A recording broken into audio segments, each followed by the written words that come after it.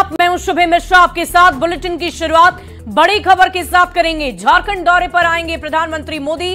3 Lok Sabha seat पर प्रचार प्रसार करेंगे और 3 मई को चाईबासा में पीएम मोदी की सभा होनी है। बीजेपी उम्मीदवार गीता कोड़ा के पक्ष में जनसभा को संबोधित करेंगे और जनसभा को संबोधित करने के बाद वो राजधानी रांची लौटेंगे। रांची राजभवन में पीएम मोदी रात्रि विश्राम करेंगे। 4 मई को बिरसा मुंडा एयरपोर्ट से पलामू के लिए रवाना होंगे और पीएम के कार्यक्रम को लेकर बीजेपी के कार्यकर्ताओं में गजब का उत्साह और उमंग देखने को मिल रहा है। तो 3 लोकसभा सीट पर प्रचार प्रसार देश के प्रधानमंत्री नरेंद्र मोदी की तरफ से 4 मई को लोहरदगा में जनसभा उनकी आयोजित की गई है और इसके मद्देनजर पूरी मुकम्मल तैयारी की गई है। चाईबासा में पीएम गीता कोड़ा के लिए प्रचार प्रसार करेंगे। अलग अलग जगहों पर बीजेपी के तमाम अलग अलग प्रत्याशियों के लिए प्रधानमंत्री मोदी की तरफ से जनसभा को संबोधित किया जाएगा और इसके मद्देनजर पूरी मुकम्मल तैयारी रखी गई है। किसी भी तरह की कोई दुर्घटना ना हो, किसी भी तरह की कोई परेशानी ना हो, इसका खास ख्याल रखा गया है ताकि सुरक्षा व्यवस्था को और भी ज्यादा बेहतर किया जा सके। जनसभा को संबोधित करने के बाद सीधे राजधानी रांची लौटेंगे देश के प्रधानमंत्री। और पीएम मोदी के झारखंड दौरे पर बीजेपी उम्मीदवार संजय सेठ ने कहा है कि कार्यकर्ताओं में भारी उत्साह है। नेता प्रतिपक्ष अमर बाउरी का कहना है कि प्रधानमंत्री का झारखंड से हमेशा प्रेम रहा है, वो हम सब के ऊर्जा के स्रोत रहे हैं और पीएम मोदी 2 दिन में 3 लोकसभा सीट पर रैली करेंगे। प्रधानमंत्री नरेंद्र मोदी जी 2 दिवसीय दौरे पे भगवान बिरसा मुंडा की भूमि पर आ रहे हैं। 3 तारीख और 4 तारीख 2 दिन रहेंगे और यह हम सबका सौभाग्य है कि माननीय प्रधानमंत्री जी रांची आ रहे हैं और रांची आएंगे तो कार्यकर्ताओं का उत्साह बढ़ेगा और हम कह सकते हैं हम प्रधानमंत्री जी का जो जनसभा होंगी और प्रधानमंत्री जी का जो सानिध्य मिलेगा, हम सब कार्यकर्ताओं पे बहुत उत्साह और कहते हैं ऊर्जा मिलेगी। प्रधानमंत्री जी का आना हमेशा से सबके लिए उत्साहजनक रहता है। वो आज विश्व के सर्वाधिक लोकप्रिय नेता हैं।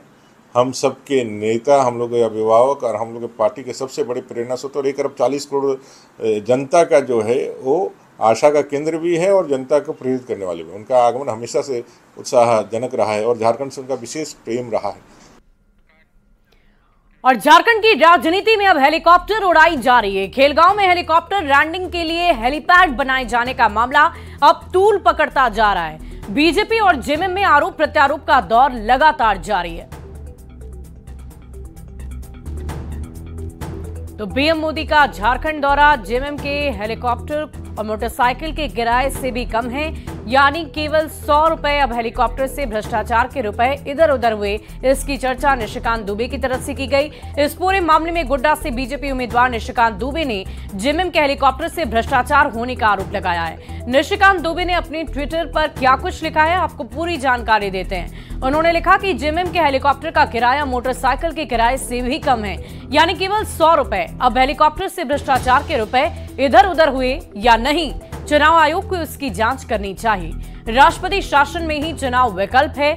मुख्य सचिव पुलिस महानिदेशक को तुरंत बर्खास्त करना चाहिए। निशिकांत दुबे का ये पोस्ट सोशल मीडिया पर इस वक्त उनकी तरफ से डाला गया है और इस पोस्ट में हेलीकॉप्टर से भ्रष्टाचार के रुपए इधर उधर हुए या नहीं, चुनाव आयोग को इसके बारे में पूरी जानकारी है या नहीं, इसकी चर्चा उन्होंने की है और कहा है कि इस पूरे विषय पर जल्द से जल्द जांच पूरी हो जानी चाहिए। भी 100 रुपए और हेलीकॉप्टर के पार्किंग का किराया भी 100 रुपए। ये तो वही कहानी याद आ गई कि टके सिर खाजा टके सिर भाजा, अंधेर नगरी चौपट राजा। यानी झारखंड मुक्ति मोर्चा के नेतृत्व वाली सरकार ने सारी स्थापित मर्यादाओं को तोड़ दिया और पूरी शासकीय और जो प्रशासनिक व्यवस्था है उन्होंने घुटने टेक दिए हैं सरकार के हुक्मरानों को खुश करने के लिए। निशिकांत दुबे जी राष्ट्रपति हैं क्या? किस तरह के विचारों को सार्वजनिक कर रहे हैं और उनके बोलने पर राष्ट्रपति शासन लगेगा? देखिए, हार से बौखलाई हुई पार्टी भारतीय जनता पार्टी, भाजपा चुनाव हार रही है जिसकी वजह से वो बौखलाई हुई है और तरह तरह के मुद्दे को उछालने की कोशिश कर रही है, जिसमें वो कामयाब नहीं हो पा रही है। कि जब ये जनता के बीच में जा रहे हैं तो जनता का रुझान इंडिया गठबंधन के उम्मीदवारों के पक्ष में है और इनके उम्मीदवार से लोग सवाल कर रहे हैं। और इसी बीच हजारीबाग से आपको बड़ी खबर बताएं, बीजेपी उम्मीदवार का नामांकन आज। मनीष जायसवाल नामांकन करेंगे। हजारीबाग सीट से मनीष जायसवाल नामांकन करेंगे। नामांकन में राजस्थान के सीएम भी शामिल होंगे, बाबूलाल मरांडी और अर्जुन मुंडा भी शामिल होंगे। इस वक्त की बड़ी खबर, अन्नपूर्णा देवी समेत कई नेता मंत्री रहेंगे मौजूद। तो बड़ी जानकारी आपको दे रहे हैं, हजारीबाग सीट से मनीष जायसवाल नामांकन करेंगे। राजस्थान के सीएम भी मौजूद रहेंगे। नामांकन की प्रक्रिया के दौरान बीजेपी उम्मीदवार का आज नामांकन है। हजारीबाग की देवतुल जनता के आशीर्वाद से, उनके प्यार से पार्टी ने मुझे यहां से अपना प्रत्याशी नामित किया है। कुंवर सिंह मैदान, जिसको कजन ग्राउंड भी कहते हैं, वहां पर एक सभा का आयोजन हम लोगों ने किया है। और इसी बीच हजारीबाग से आपको बड़ी खबर बताएं, इंडिया गठबंधन के उम्मीदवार आज नामांकन करेंगे। हजारीबाग से जेपी पटेल करेंगे नामांकन। नामांकन में सीएम जम्पाई होंगे शामिल। गठबंधन के कई नेता शामिल होंगे। कांग्रेस उम्मीदवार है जेपी पटेल। इस वक्त की बड़ी खबर आपको बता रहे हैं, एक तरफ बीजेपी की प्रत्याशी की तरफ से नामांकन किया जाएगा, तो दूसरी ओर इंडिया अलायंस के कांग्रेस प्रत्याशी की तरफ से भी आज ही नामांकन होना है, जहां पर सीएम चंपाई सोरेन की मौजूदगी में ये नामांकन दाखिल किया जाएगा। सारे कागजात जुटा लें और राज्य के मुख्यमंत्री समेत कई हमारे दल के लीडर भी, प्रदेश अध्यक्ष, नेता, विधायक दल और कई मंत्री लोग के आने के सूचना है। मैं नामांकन कर रहा हूं। हमारे जो समर्थक हैं, जिनको स्वेच्छा से आना है, वो आएंगे।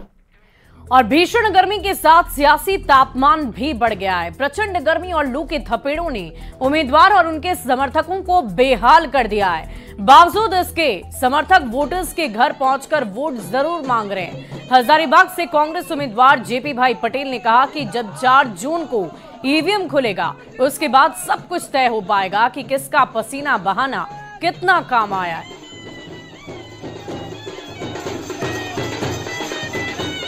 लू के थप्पड़े से लोग परेशान हैं, लेकिन लोकसभा चुनाव को लेकर इंडिया गठबंधन के कांग्रेस से उम्मीदवार जेपी भाई पटेल है।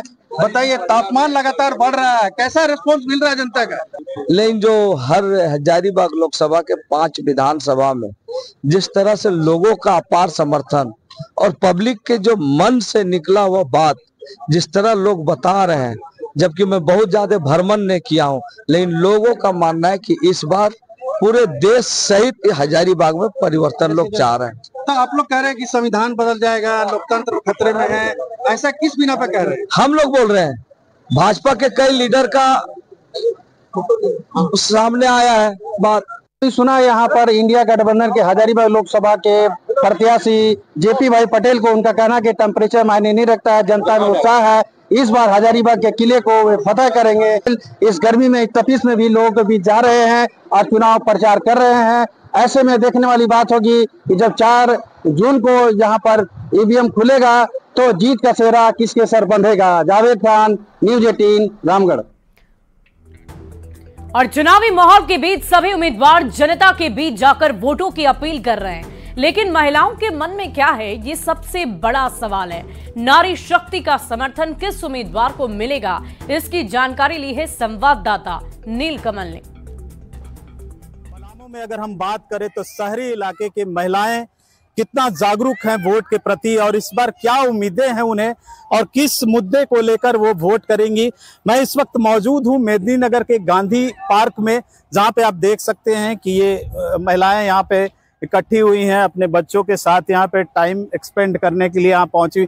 इन्हीं से हम जानने की कोशिश करेंगे कि इस बार का जो मतदान है वो किस मुद्दे पे होनी चाहिए, और ये महिलाएं, जो महिला वोटर हैं, वो किस रूप में इस चुनाव को देख। हमेशा की तरह जो मुद्दे थे वो बहुत सारे मुद्दे हैं जिन पे काम नहीं हुआ है, तो उस पे तो काम तो करना ही है। साथ ही एक महिला होने के नाते मैं यह अपील करना चाहूँगी कि महिलाओं के लिए रोजगार की उचित व्यवस्था यहाँ पे नहीं है, तो अलग से कुछ ऐसे इंडस्ट्री की स्थापना यहाँ पे की जाए जहाँ की महिलाएं ही पूरे तौर पे वहाँ पे कार्य। तो बहुत सारी अपेक्षा है अपने सांसद महोदय से, लेकिन अगर कुछ भी पूरा हो जाए तो लगेगा कि हमारा पलामू सुधर रहा है।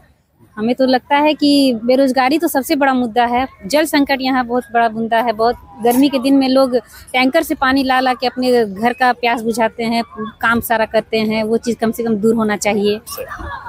गवर्नमेंट से मेरा यही एक्सपेक्टेशन है कि अब कुछ नया हो। पहले तो जो हो रहा है अभी तक तो ठीक ठाक है, लेकिन अब हम लोगों को पलामू में कुछ अच्छा चाहिए। इस बार तो मैं यही चाहूँगी कि हर घर से महिलाएं वोट के लिए बाहर आएँ, बाहर निकलें।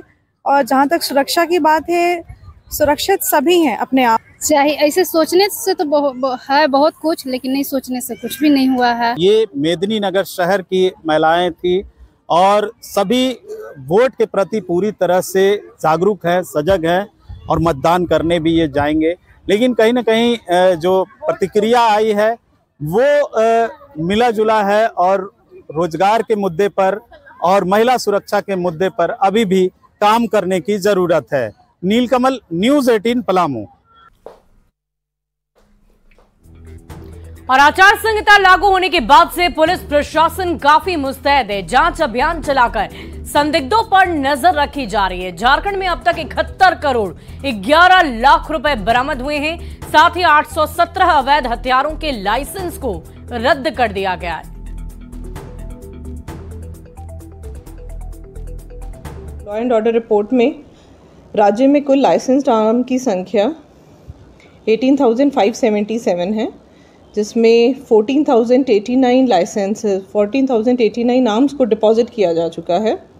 इसके साथ ही 35 आर्म्स को इम्पाउंड किया जा चुका है। 817 आर्म्स को कैंसिल किया जा चुका है। 817 है ना। अभी कुल पेंडिंग 2412 है अभी जिलों में, जिस पे अभी अग्रेतर कार्रवाई की जा रही है।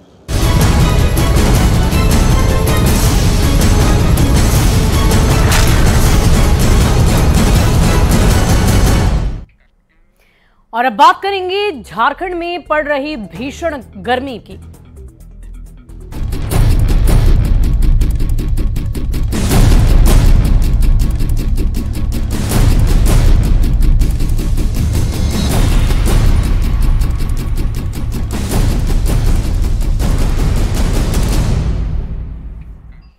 और झारखंड में इन दिनों भीषण गर्मी का कहर देखने को मिल रहा है। अधिकांश जिलों में ये तापमान 45 डिग्री तक जा पहुंचा है।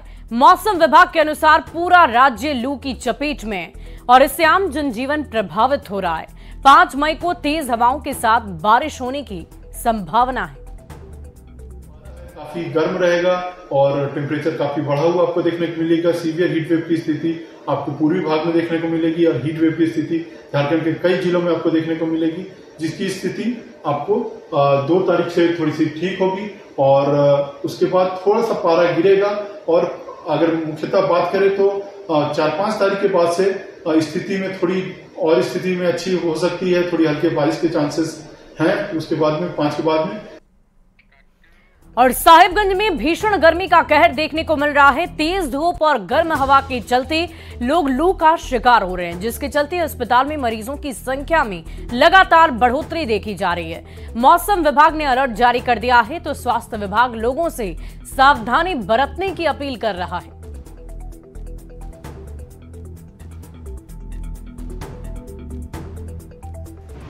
संख्या अस्पतालों में बढ़ रही है, उसके लिए सभी CSC, PSC, सदर अस्पताल में पर्याप्त दवा उपलब्ध है और सभी को यहाँ से आदेशित कर दिया गया है कि उसके जिस तरह का भी लू का अगर मिल जाता है उसको तुरंत इलाज करें और उसको समुचित कैसे धूप से बचना है, क्या नहीं बचना है, उसका एक निर्देश।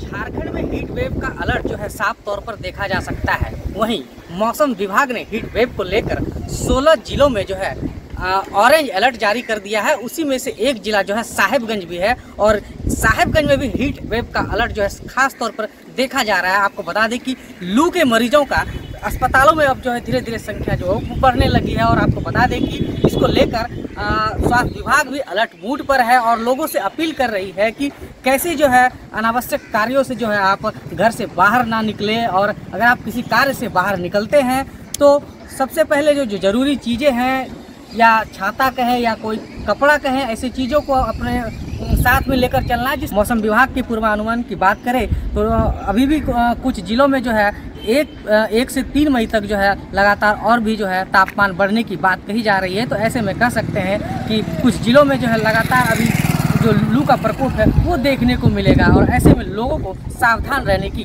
खास जरूरत है। पवन राय, न्यूज़ 18 साहेबगंज।